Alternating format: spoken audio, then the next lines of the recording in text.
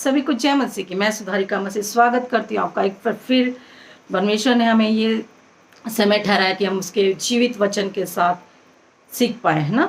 तो आइए हम आज देखेंगे कि कैसे हम प्रभु यीशु मसीह के वचनों के द्वारा पाप रहित जीवन जी सकते हैं। मत्ती जो नया नियम में पाया जाता है उसका 5 और 21 और 22 पद में लिखा है, और वचन जो 21 पद में वो कहा गया कि तुम हत्या न करना, और जो कोई हत्या करता है वह उसका दंड कचहरी में पाता है, मेरे प्रिय भाई बहनों। और प्रभु यीशु मसीह 22 पद में हमें ये सिखाते हैं, जो कोई अपने भाई से क्रोध करता है वह कचहरी में दंड को पाएगा, क्योंकि क्रोध ही हत्या का मुख्य कारण है, मेरे प्रिय भाई बहनों। इसलिए प्रभु यीशु ने क्रोध की जड़ को ही, उसकी जो पापों की जड़ है ना, उसी पे क्या किया है, प्रहार किया। उसी को क्या है, प्रभु यीशु ने रोका है अपने वचनों के द्वारा कि जो कोई क्रोध करेगा वह कचहरी में दंड को पाएगा, ताकि कोई भी क्रोध ना करे, है ना। और वो क्या है, पापों से बचा रहे। हालेलुया। और यदि कोई अपने भाई को निकम्मा कहे वह कचहरी में क्या है, दंड को पाएगा। मतलब जब हम किसी भी मनुष्य का अपमान करते हैं तो क्या करते हो, मानहानि का मुकदमा भी लड़ते हैं, उससे क्या हम दंड को भी पाते हैं, मेरे भाई बहन, है ना। तो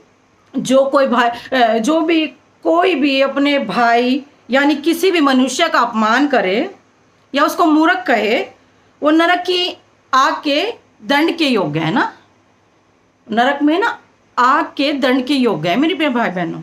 मतलब हम किसी के साथ अभद्र भाषा, आपत्तिजनक शब्दों का प्रयोग नहीं कर सकते।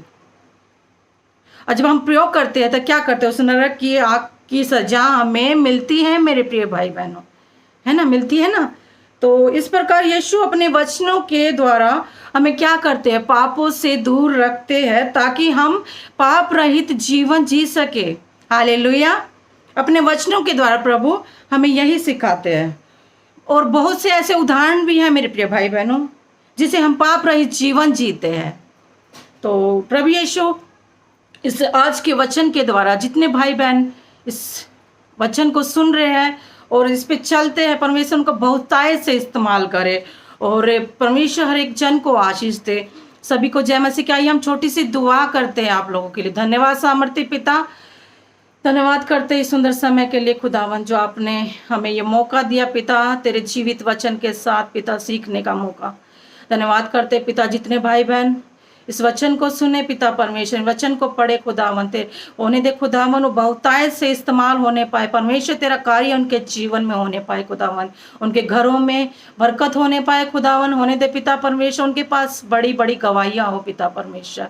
धन्यवाद करती हूँ खुदा, आपने जितने भाई बहनों को ये मौका दिया कि वचन के द्वारा वो अपना जीवन व्यतीत कर सके और पाप रहित जीवन जी सके। हे पिता परमेश्वर, सबकी सहायता और मदद करना, यीशु के नाम से मांगती हूँ, आमीन।